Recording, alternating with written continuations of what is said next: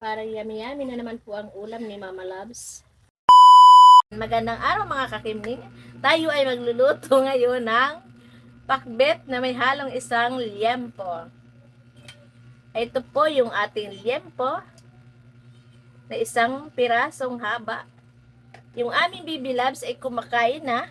Start na po natin ang bawang. Ang bawang na iisang piraso. Ayan mga kakimning. Sumunod ang luya sa ating pakbet.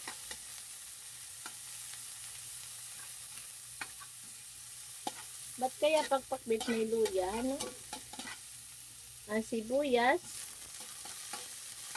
Ay, nagkisa pang ating ilaw. Ayan na po.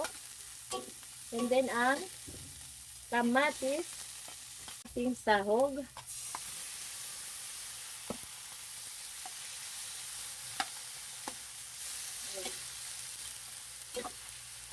Ating isang putsa lang to ng mga 5 minutes. Lagi po akong may oras. 5 minutes or 2 minutes or 3 minutes. Pinakamatagal na po ang 5 minutes. Ang init ng panahon. Isang putsa lang po natin na ng mga 5 minutes. Isang putsa na po siya. And then akin lagayan ng tubig na kaunti.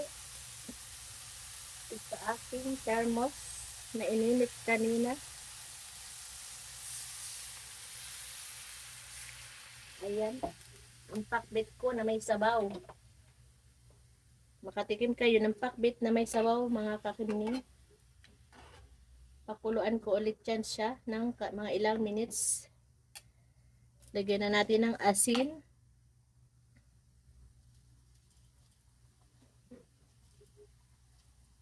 Bah, parang marami. Balik. Ayan po. Baba dyan, Mac. And then ang tak-tak-tak.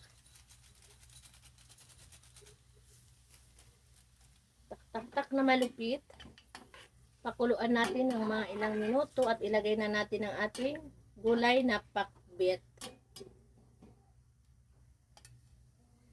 Mamaya na natin siya tikman.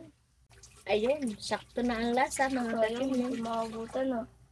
Mamayang hapon, may tira pa ito mamayang hapon. Huwag ka mag-alala, titirahan kita. Mga 5 piraso. Yeah. Huwag mo alugin yung ano ko.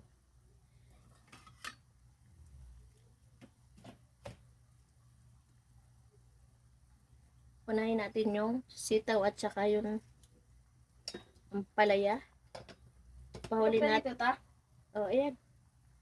Asa na? Dito. Right.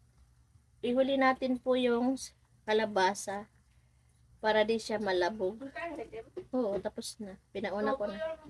Kasi nga, hiniram ko yung cellphone niya. Ginagamit mo? Opo, ayan po. Oh. Baba doon. Kailangan niyo yung tupo. Oo. Kakain ka naman. Huwag ka nung cellphone ka ba nakain? Ba't hinahanap mo?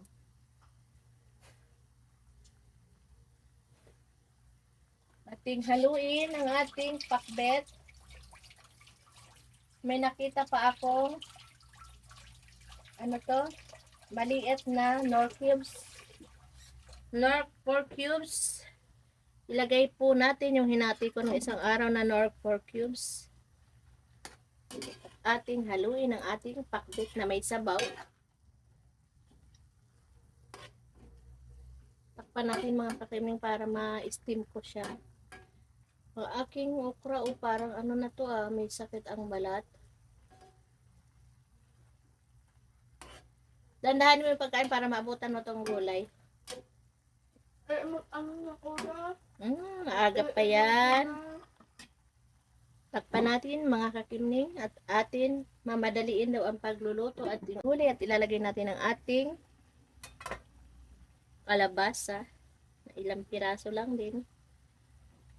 Ayan na, ang ating kalabasa. Hindi ko na po yan ulit hiniwa para Hindi siya masyadong madurog ay malabog. Malaki-laki. Kasi pag maliliit yan, madaling lumambot. Ay, naubos din po ang sabaw ng aking pakbet. Sakto lang yan pag luto ng kalabasa. Maunti na rin yung tubig. Luto-lutuin lang natin yung kalabasa mga kakilning. Gusto mo na, Jewel? Luto-lutuin na to. Kalabasa nga lang hilaw-hilawin pa. Para yummy-yummy na naman po ang ulam ni Mama Loves. Ayan, luto na po ang ating ulam, mga kakimning. Luto na po yan, oh. Luto na sa lutigas. At hinaan yung apoy at nang maalalay lang yun sa kalabasa ko.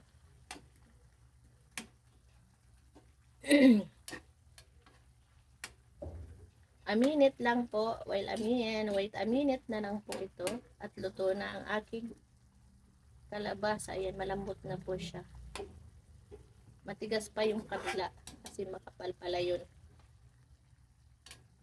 Hintay-hintay na lang po natin mga kakimning at nang tayo ay makakain na. Ito na po mga kakimning. Masarap daw sabi ni Giwela yung aking sitaw. Thank you po sa panonood nyo. Sa mga viewers, salamat po ulit.